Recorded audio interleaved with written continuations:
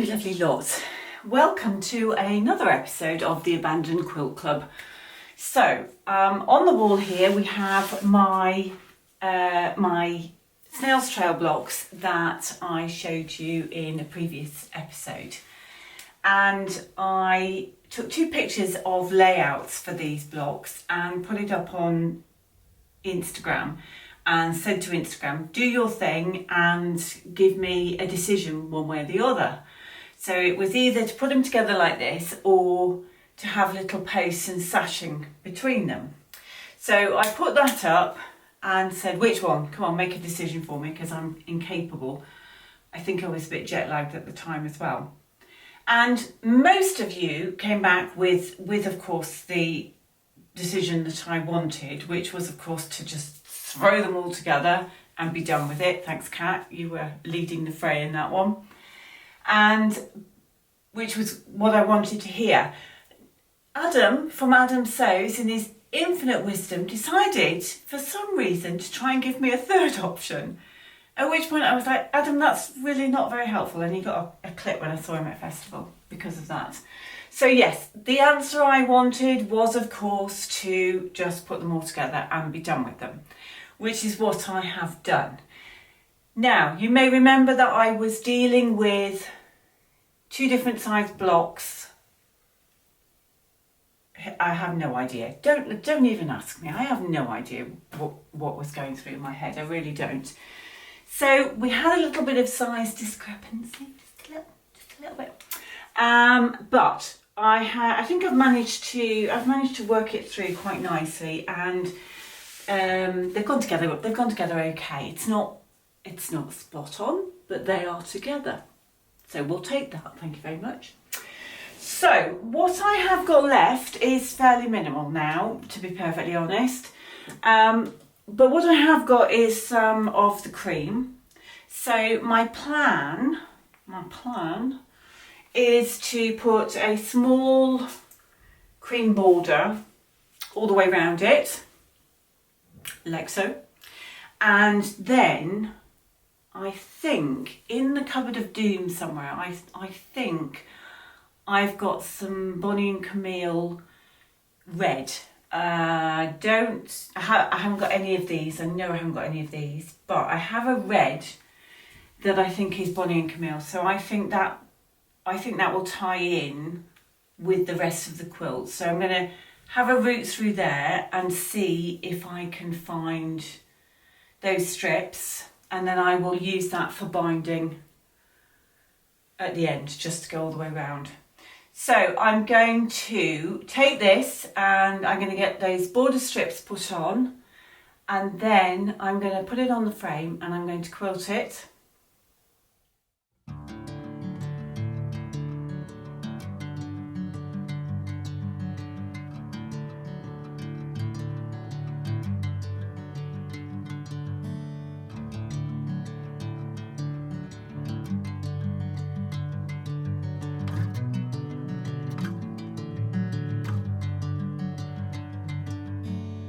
Okay, so there we go, all quilted up, just a meander. And so I'm going to trim it up now, and then I'm going to go into the cupboard and see if I can find that red for the binding. Okay, so that's the red that I was talking about. So I think there should be enough there, hopefully, to cobble together a binding to go all the way around it. So that will do nicely, hopefully. You didn't seriously think that you were going to get to see in here, did you?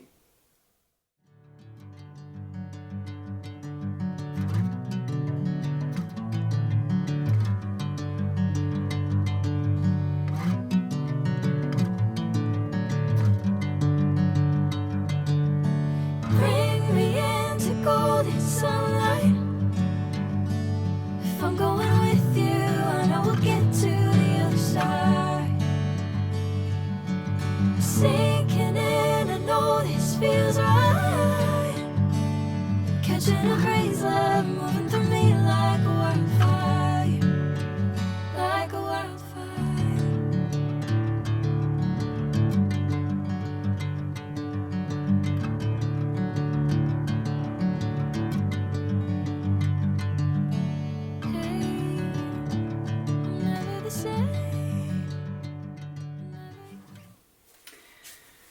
Right, all finished.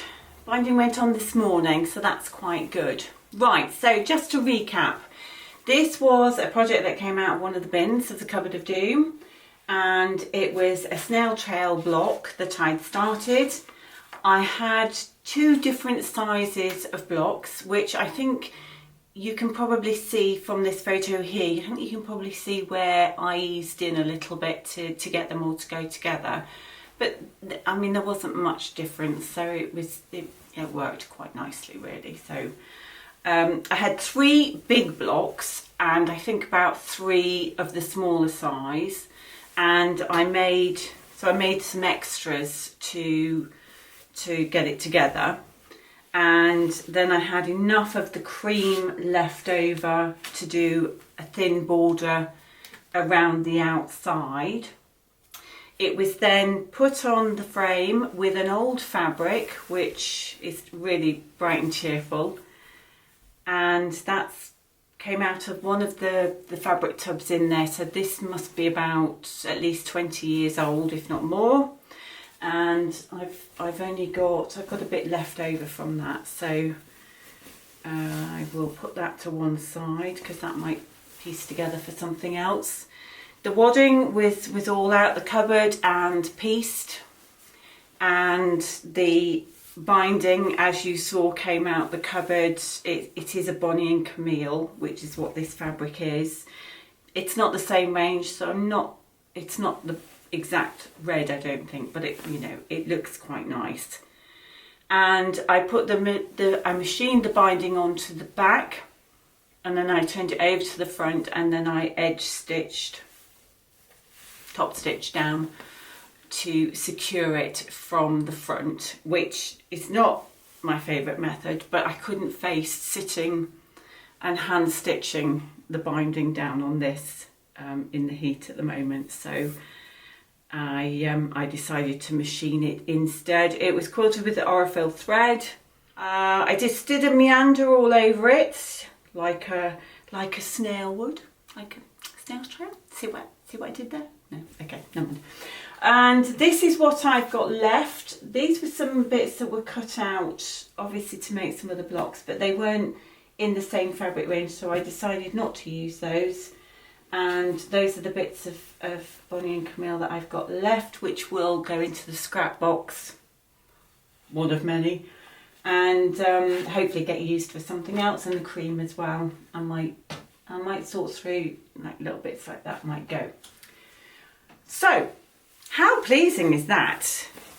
Another quilt ticked off the list and a project out and dealt with. Not quite sure what I'm going to do with it yet, but we'll cross that bridge when we come to it. So, Abandoned Quilt Club, I've got a tick. How are you doing with any of yours? Have you managed to pull one out? Have you managed to work on one? No judgment if you have. How old is it? How long has it been sat there waiting? Remember, just one project at a time, and we're just trying to finish some of those leftovers. So, great. I had a little tidy up of my room last week. If you follow me on Instagram, you may have seen I made a start on it and then got bored with it partway through, so I abandoned it. It's a little better, but it's still not perfect. But in the tidy up, I did find these blocks, which are not mine. They were my friend Jackie's. So I have enough there to make another little quilt top. So I'm just going to sew those together over the next few days and just try and get a little quilt top that will go over to her family, just as a little cuddle. But that's another one out of the room, hopefully, and ticked off. So I'm just going to keep chipping away at them. If I did see you at Festival of Quilts, thank you so much for stopping me. I met the lovely Maureen from Dublin, who when she stopped me, I literally looked behind me to see if she was talking to somebody else. But we had a lovely chat. It was so nice to meet you, Maureen. She said she liked me because I'm normal. I also met Gilly, who stopped me, and it was lovely to stop and chat to you, Gilly. Thank you for stopping me. And I also met Sarah when I was sort of walking around the quilts and looking at all the entries. And I'm not sure if Sarah's on, I'm not sure if she's on social media at all or what have you. But Sarah was a newbie. So Sarah had only just sort of started her journey. So she was, I think, she'd only been doing it for a couple of months. Can you imagine how exciting would it be to go back and start your journey as a quilter all over again? Can you imagine how exciting that must be, to have all of that knowledge that's on the internet and all the patterns and all the fabric, starting afresh? I walked away from it thinking that would be really exciting. I had a lovely time. I really enjoyed it. I spent most of my time walking around and just chatting to people, catching up with old friends, which was lovely. I think I bought a metre of fabric. That was it. But if you remember, I had a bit of a haul from Japan, so I don't think it was that. I wasn't really looking for anything. It was just nice just to meet people and chat. So I think that's it from me for this time. Quilt done. I will try and put some photos at the end, just so that you can see what it looks like in full. And thanks ever so much for joining me. Join me next time when we will be pulling the box out, which is down here. We'll be pulling the box out and having a look through another project that's been lurking in there. I hope you're all well. I hope if you're in the UK, you're managing to survive with all the heat. And I look forward to seeing you again soon. Take care. Bye.